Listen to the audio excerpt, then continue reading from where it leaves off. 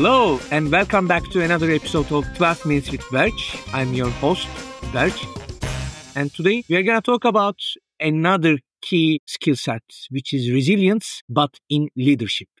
Let me quickly explain how I see the leadership. Leadership is not just about having the right answers. It's all about staying in the power. So resilience in leadership means staying grounded, adaptable, and emotionally balanced. Failure and uncertainty are part of this leadership journey. These skills are especially very valuable in Jay-Z's world, which is our targeted audience for this podcast, where they work and identity are closely linked, where change is the norm in the 21st century's structures. So today I'm excited to welcome Ekim Serifoglu talking about resilience in leadership.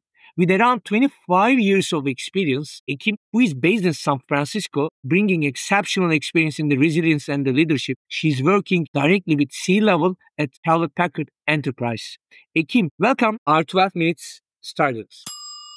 Thank you, Berc. Thanks for having me. It's a pleasure to be here. Let's start with a bit unpredictability. As you can imagine, and as you are one of the important leadership team members in Hewlett Packard, leadership often comes with pressure and unpredictability. How has resilience shaped your leadership journey? No, I agree. I agree that it comes with pressure and unpredictability. I would first just add to how you described resilience. It is really the ability to adapt to challenging circumstances and unexpected changes, but it's also, maybe more importantly, to recover quickly from setbacks and failures without losing momentum as well. And it's not about really just surviving rough days. I see it more about growing stronger after each challenge. And when I look back, yes, I've been in the industry for over 20 years, and I can say it really shaped my journey in several ways. I also think that it shapes everyone's journey. I think we sometimes maybe are not fully recognizing and acknowledging the challenges that we go through, the accomplishments that we achieve.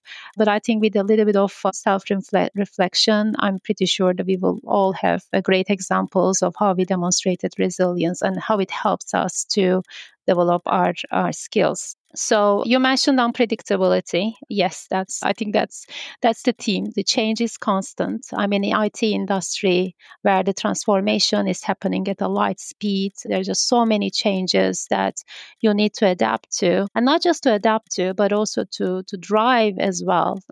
I see resilience as adapting to changes, but it's also the courage to drive changes as well. And change is the only constant. I think when it is perceived with optimism, with a global mind, with a growth mindset, as well as with a self-confidence that you have with the self-confidence and belief in that you have a strong foundation of your skills and how you can adapt them, how you can adjust your skills to the new world. I think it definitely opens up new opportunities, and it can really transform into a powerful force for growth. So I mentioned confidence. Sorry, go ahead.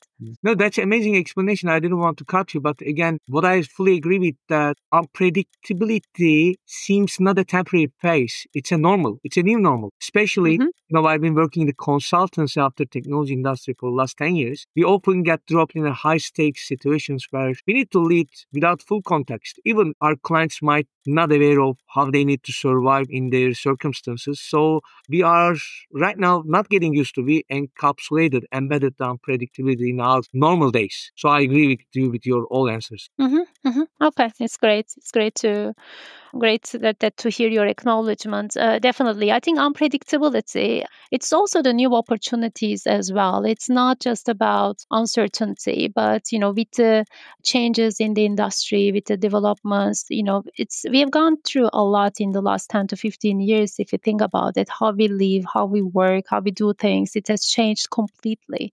So if you think about it, it's also very exciting. And now with the rise of AI, it's just anything is possible right now if you think about how it can change our lives even further. So there is unpredictability, there is opportunity. it is not just to adapt to the unpredictable or uncertain situations. It's more also about how we can drive that change and how we can be a part of that change with resilience and believing in our abilities and also building that foundation of abilities that we can transform further. I want to dive into a bit uncertainty with real life examples. I'm fully aware of that, but let's say a bit open it to our listeners.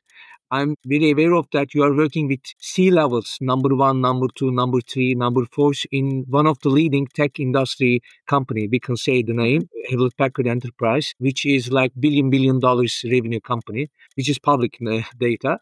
So I wonder a moment, your experience when you had a very tough uncertainty time and how you kept yourself, your team grounded, how you were able to overcome the situation. Well, yeah, I mean, uncertainty is not comfortable, I think. Well, I would answer it in two different ways. So one is, when we are going through a change and we have driven a number of transformational projects in our company, in the company that I work for, and one of the major transformations was in the go-to-market. That's also public, and we explained how we shifted our go-to-market model completely to a more customer-centric and business unit-centric a couple of years ago, and it was a massive transformation across the organizations, across sales, marketing, channel, business units, finance, marketing. You can imagine the magnitude, and it was a global transformation. So I had the opportunity to be a part of that project and leading one of the work streams.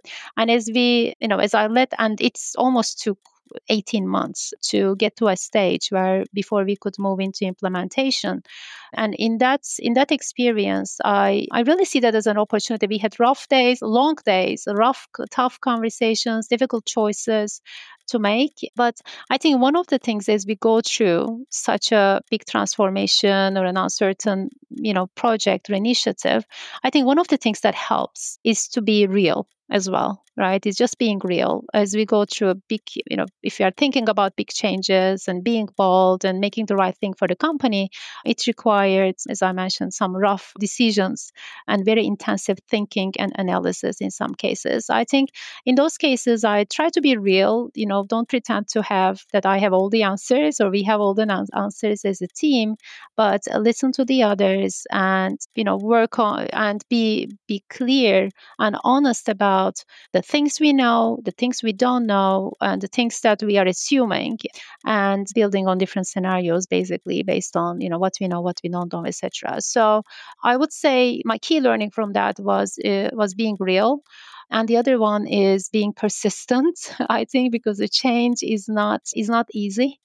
It's not always very welcome. And it's because it's sometimes impacting the groups and how things are being done. It's hard as well. So persistency was another big item that I think the aspect that helped and that I learned during that transformation. So that's kind of one thing as you're going through an uncertainty or a big transformation or a big change in the company. The other aspect is, we have business reviews, we go through, different business meetings, and in the senior leadership, when you're presenting your business, your team, your initiative, your project, you can get some questions that sometimes maybe you're not fully prepared for, or you haven't thought, or you haven't seen, that perspective. In those cases, I think what helps is both me and my team, to be grounded, is to hear, understand, and acknowledge that, if you don't have the answers, say, okay, that's, understand, here are the things that we know, but again, let us go back and make a deep dive and come back and definitely do a follow-up on this and revert back, even if you may not have the answer right away. So I think to wrap it up, Berc, I would say it's being real. Don't pretend, be honest, what you know, what you don't know, and be persistent, especially when you're driving a change, and make sure that you follow up on any open items, or, we talk to different people and work with an extensive stakeholders so you don't miss an important point of view before you make a decision. You have underpinned one of the important, I believe, emotional intelligence aspect, which is genuinity. Being real is one of the key points that I agree and I can relate with myself. That's amazing point. But I would like to a bit more elaborate on the failure moments, okay? Hmm. Because, time to time, we might be in a position where we are not able to get the results that we were supposed to have or that we were planning to have. So I want to understand a real couple of the moments where you had a real failure in the management of your resilience in the leadership, and how did you bounce back? Well, I think, kind of it depends on the on the magnitude of the setback.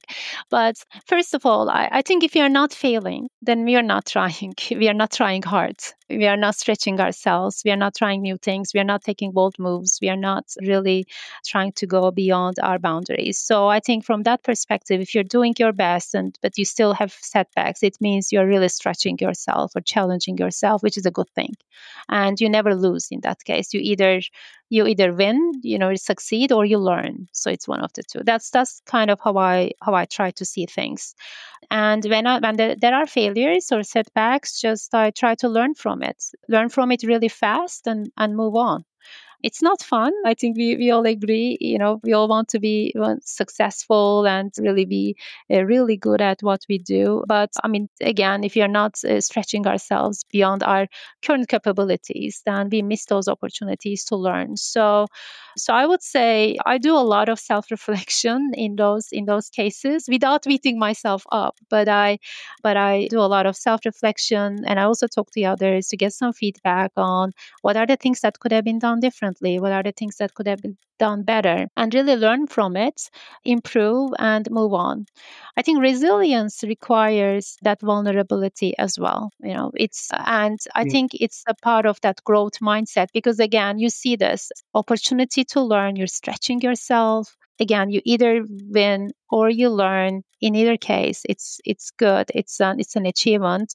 I think with that mindset and with that accepting that, I think you mentioned that previously, Barge, I think that then makes it easier to bounce back and to even grow stronger.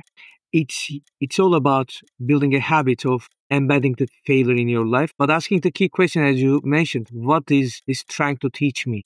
Time to time, instead of rushing to move, we need to, I believe, stop, be silent, and to understand, to do the self-reflection. That I agree, and you also explained the situation in a very comprehensive way.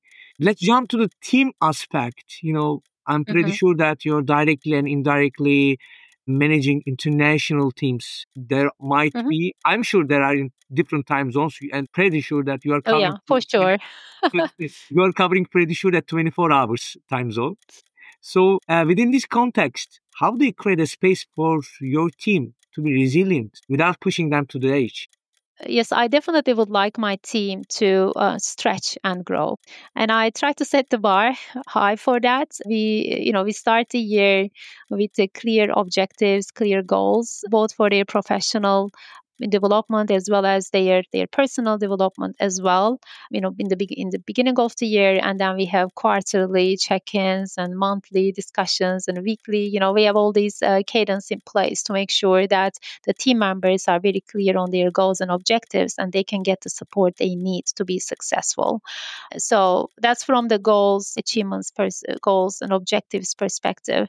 I mentioned about trust earlier because I think that plays a key role for the team members to be really successful in their role, as well as in terms of making them feel empowered to take on stretch projects, to try different things, or to try to do things a little differently, or take on harder projects, or drive continuous improvement, etc. So what I try to do in my team is to create that trust and psychological safety. I really try to make sure that my team members feel that they are being taken care of genuinely, that I genuinely am interested in their development and in their well-being.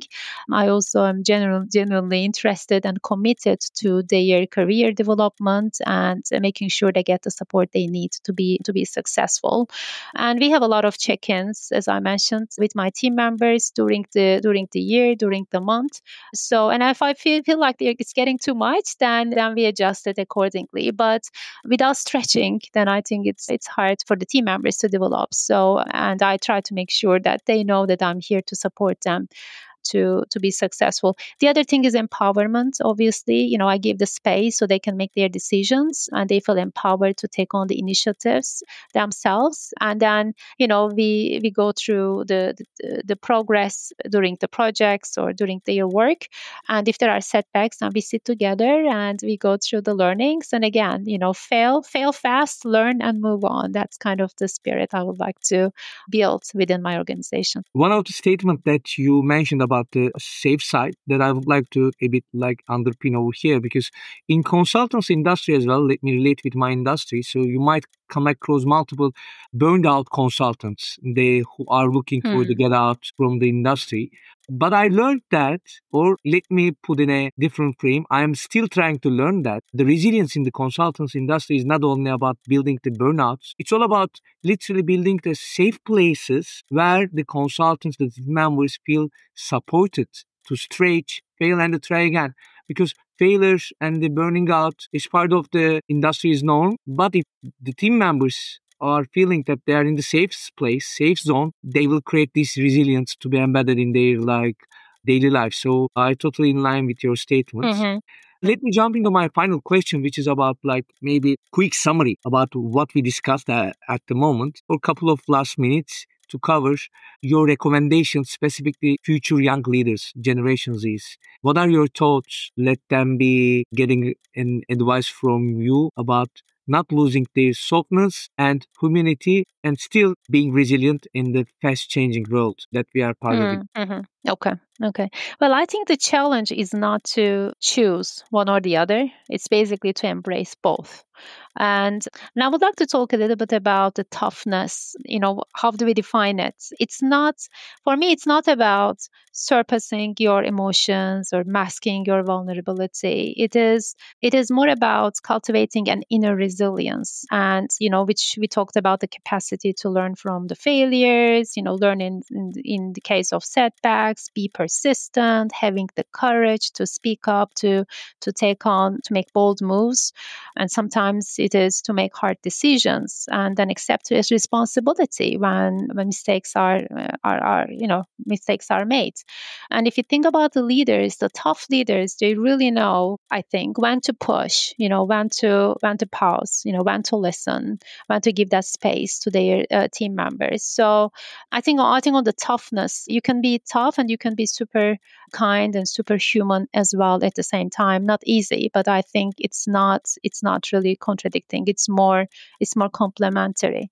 And in the case of softness, again, it's sometimes misunderstood or perceived as a weakness. I think it's definitely not. It's more about the empathy. It's the humility that you mentioned, and they are just so critical. If you're trying to influence others, and if you want to lead the big organizations and make a bigger impact for your organization. So, for the young leaders who are listening to us, I would say try to lead with purpose. I think it helps.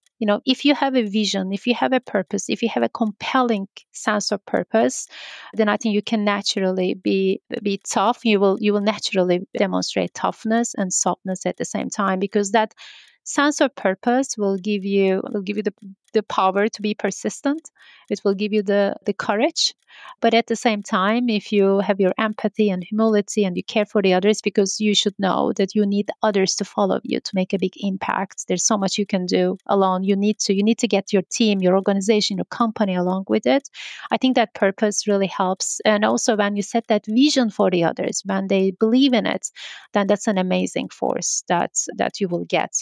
We talked about emotional intelligence. I think that's just very important, because also how you lead others is will be very different. You really need to know your teams. You need to know the different organizations in your company to make that bigger impact. And growth mindset, again, we talked about it. It is super important. I think we all need to acknowledge that mistakes and setbacks are inevitable, especially when we are trying harder, and uncertainty will always be there. Change will always be there. Sometimes we will need to adapt, and sometimes we will want to drive that change for our organization, for our company, for our industry. So just learn from the failure, see that as an opportunity to learn and do better next time. I think this is how I would summarize as well, Berc. That's amazing. And my 2 cents is about the answer for this question that I asked will be related to the report that's published by World Economic Forum, which is our backbone of this podcast. It is emphasizing that still AI can only not replace the emotional intelligence aspect of human. So when I see that like this emotional intelligence is more important, so I can emphasize over here very clearly that when you treat people like people, they will not perform. They will be rising because we are not robots. We are not like or AI software codes. We are human. We have emotional aspect. So it is the reason that softness and the humanity are extremely critical part of, I would say, not only business career, but also our personal life. Mm-hmm. Thank you for your old statements and your time, Ekim, and your very valuable international and global insights. Thank you again and being part of the podcast. Yeah, it was a pleasure. Thank you, Berc. We hosted Ekim today and talked about resilience and leadership. Thank you for tuning into 12 Minutes with Berc. Stay tuned for our next series. So today we were able to conclude the first season. It's the 12th episode that we have done in the first season. And thank you so much for your all good feedbacks and constructive opinions on this first series. I'm pretty sure that we are going to tap into another subjects with the global experts and the leaders in the second season. This podcast is brought to you by One Network, which is the leading Middle East podcast platform. Thank you for tuning 12 Minutes with Berc and see you next time.